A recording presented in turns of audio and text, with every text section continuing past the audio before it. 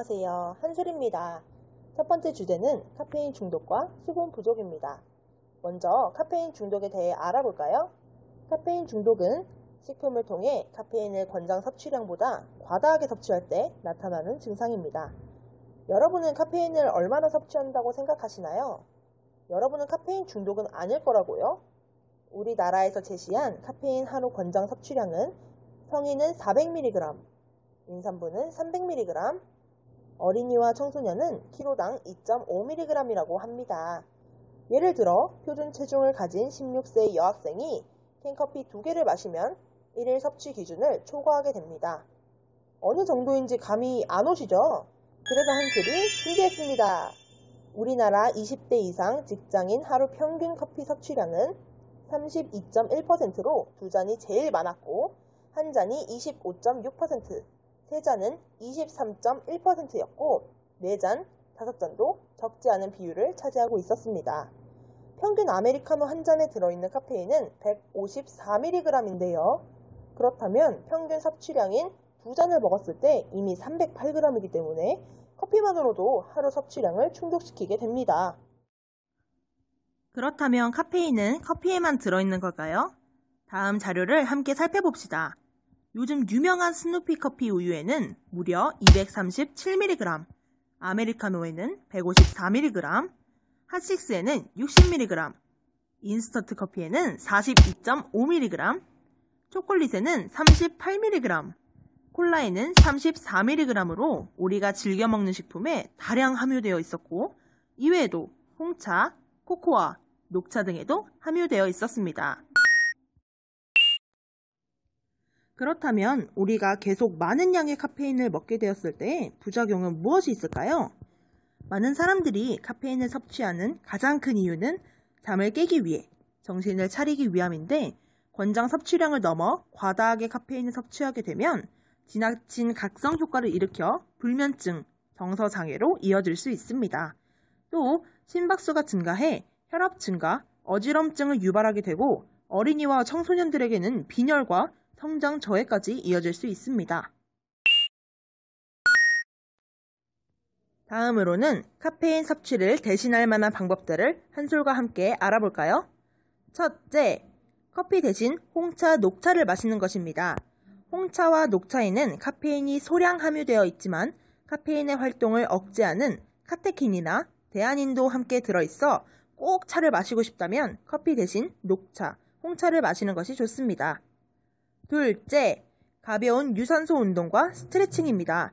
신체 활동을 하면 몸에 활력이 생겨 뇌에서 엔돌핀이 분비되어 혈액순환이 개선되고 집중력도 높아집니다. 셋째, 충분한 숙면입니다. 잠을 깨기 위해서 자주 커피를 마시는 것은 일시적인 졸음을 쫓는 방법이기 때문에 과도한 카페인 섭취를 하게 됩니다.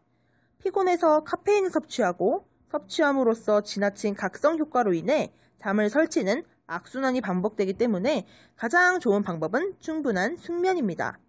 마지막으로 평소 물을 자주 섭취하는 것입니다. 카페인은 이뇨작용이 있어서 몸속의 수분과 칼슘을 몸 밖으로 내보냅니다.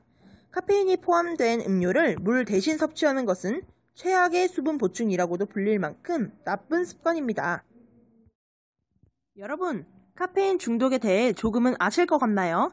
이제는 우리 모두 카페인 대신 물이나 차를 가까이 해야 합니다. 다음은 카페인 중독으로 인한 수분 부족 현상에 대해 알아보겠습니다. 다음은 수분 부족에 대해 알아봅시다.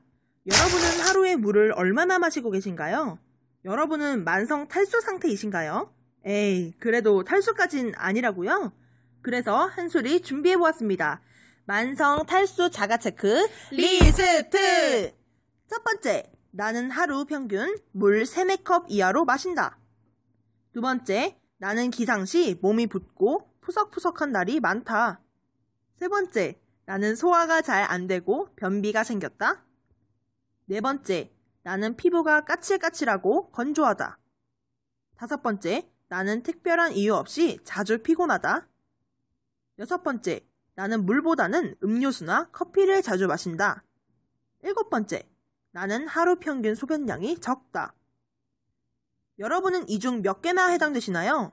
4개 이상 해당된다면 여러분은 만성 탈수를 의심해 보셔야 합니다.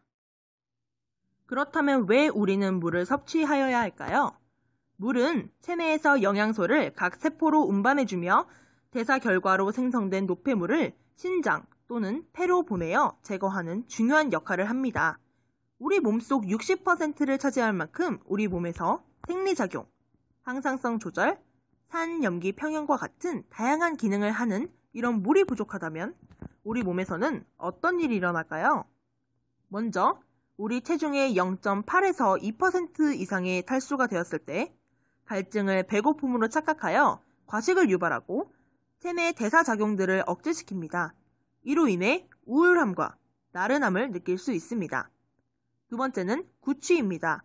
물을 적게 마시게 되면 그만큼 입안에 수분이 부족한 상태이기 때문에 침이 마르게 되어 입안이 건조해져 음식물이 입안에 남아있게 되고 그로 인해 구취가 더 심해질 수 있답니다. 세 번째는 피부의 노화입니다. 여러분, 피부의 약 15에서 25%는 수분이 함유되어 있다는 사실 알고 계셨나요? 수분이 부족할 시 얼굴이 까칠하고 건조하며 당기는 증상을 느낄 수 있답니다. 마지막으로는 변비를 유발합니다. 체내 물이 부족하면 변이 딱딱해져 장을 내려가기 힘들어지고 그로 인해 변비 증상이 생기게 될 수 있습니다. 이외에도 관절 통증, 불안감 등의 증상이 수면 부족으로 인해 나타날 수 있답니다. 여러분, 그만큼 수분은 우리 몸에서 정말 필수적인 존재라고 생각하시지 않나요? 그렇다면 이 소중한 물을 우리 몸에 어떻게 채워야 할까요? 다양한 방법들 중 한 술은 몇 가지를 추천해 드리도록 하겠습니다. 첫 번째는 하루 물 6컵에서 8컵 마시기입니다. 하루 물 권장 섭취량은 1.5리터에서 2리터입니다. 한 번에 섭취하는 것보다는 일정 시간을 정해서 일과 시간 중 수시로 물을 섭취하는 것이 좋습니다. 두 번째는 물의 양을 서서히 늘려가는 것입니다.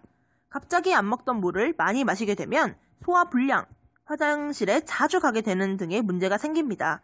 특히 심장, 간, 신장 질환이 있는 사람들은 무작정 물 섭취를 늘리는 것은 좋지 않다고 합니다.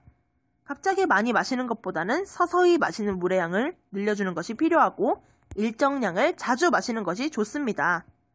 세 번째는 취침 전, 기상 후로 물 마시는 습관을 들이는 것입니다. 취침 전 마시는 물은 숙면에 도움을 주며 기상 후 마시는 물은 신진대사를 원활히 하는 데 도움을 줍니다.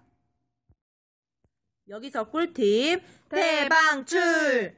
여러분, 물을 많이 마시고 싶지만 비려서 마시지 못하고 있다고요? 그렇다면 한술에서 팁을 알려드리겠습니다. 먼저 옥수수차는 피로회복과 소화 촉진에 도움을 주고 보리차는 식욕 증진에 도움을 주며 피부를 윤택하게 해주어 물의 비린맛도 잡아주고 더불어 다양한 효능들까지 가지고 있어서 일석이조겠죠. 한솔과 함께한 첫 영양닥터 어떠셨나요? 도움이 많이 되셨나요? 다음에는 더 유용한 재밌는 내용들로 여러분들을 찾아뵙겠습니다. 그럼 안녕!